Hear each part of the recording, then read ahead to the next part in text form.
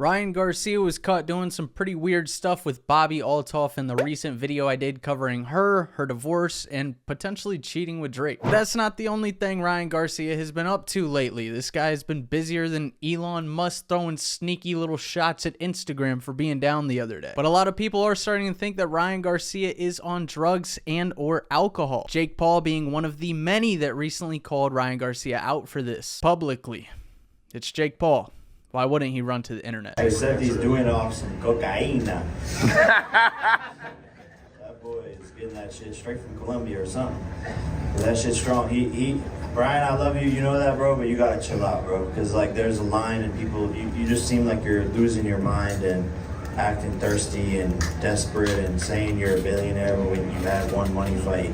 Like, I'm just saying, just chill, bro. If you don't know who Ryan Garcia is, he is a professional boxer who was undefeated up until his last major fight with Gervonta Tank Davis. Low-key, he got his shit rocked, bro.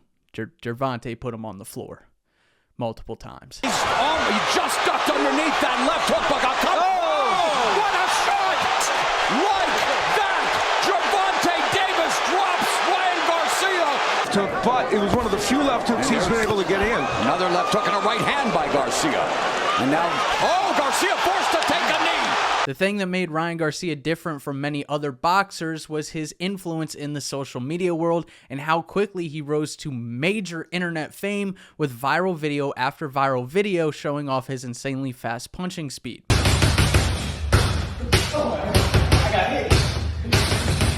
His recent podcast with PBD is where people first started to notice a big difference in Ryan. He had gained a lot of weight and looks very bloated on the right side of the screen, and on the left side of the screen was him doing a podcast only 10 months before. In all honesty, it looks like he gained a ton of weight, and while this might be typical for your average person, this is not typical for a boxer. Nonetheless, him, who's been in pristine shape for 5+ years now, whether he had a big fight or not. His speech was deeper, raspy, and slurred during this podcast, so many people thought that the case was alcohol. But the shoulder roll is a beautiful thing.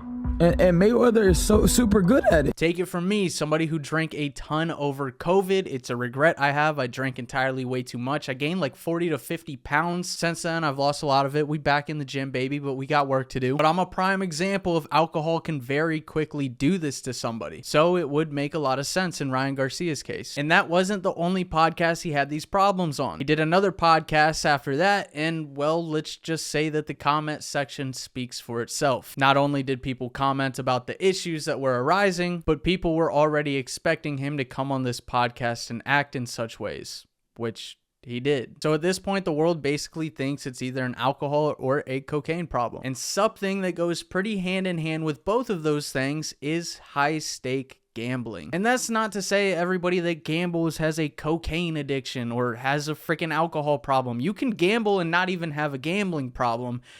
The problem is that other people are now starting to talk about his gambling problem and how much money he's losing. I know about the poker games that he's losing millions of dollars at because I've played at some of those games and they tell me how much of a fucking fish he is. Basically, just throws money. He's like an idiot. So hey, I will verify that by Bryce. I've got a lot of buddies at the top level of the poker games that run through Cali and Vegas.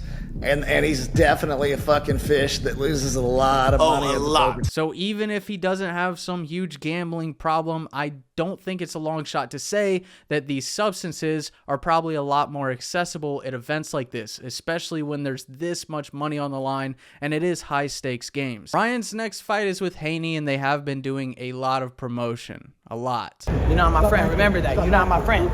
Your dad's a pimp and he pimping you. Your dad a pimp and he pimping you. I'm gonna beat you. I'm gonna beat you. I'm gonna beat you. I'm gonna beat you. I'm gonna beat you. Pussy. I'm gonna beat you. But Haney did specifically say this about Ryan, indicating again and providing more evidence that he might have an alcohol problem. Brian was at the motherfucking press conference drunk as a skunk.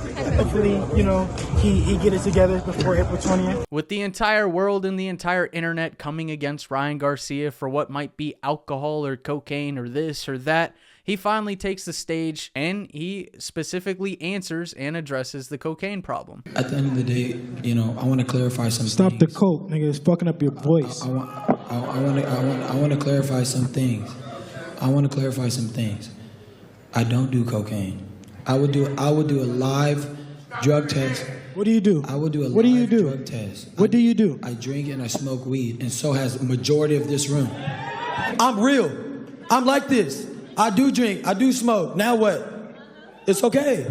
Guess what? We all have our flaws, and we all evolve as people. Look at, I'm 25 years old. You gotta remember, the weight of the world sometimes feels like it's on my shoulders. You I don't know how many people have been 25 years old and made $100 million in their life and can do whatever they want. I want to see what you would do in my shoes. Probably a lot more than some weed. All right, to be honest, I got to give it to Ryan here. This was a major W of like a mini speech. If what he's saying is true, he's completely not wrong at all. He is only 25 years old. He's making tons and tons of money. And like the phrase goes, more money, more problems. That's a very, very real thing. And I'm sure he struggles and deals with a ton of stuff. Not only the money, but being in the spotlight of social media 24/7. You see all the freaking attention he's getting right now just because of this one fight. I'm doing a video on him right now. Am I part of the problem? Oh my God, I made Ryan Garcia an alcoholic. I'm kidding, but also seriously, he does deal with a lot of stuff. It's definitely not an easy lifestyle as some people would think just because he's super rich. There's always going to be cons that come with that. So I do think he brings up a valid point of, you can have a drink every now and then. You can smoke every now and then.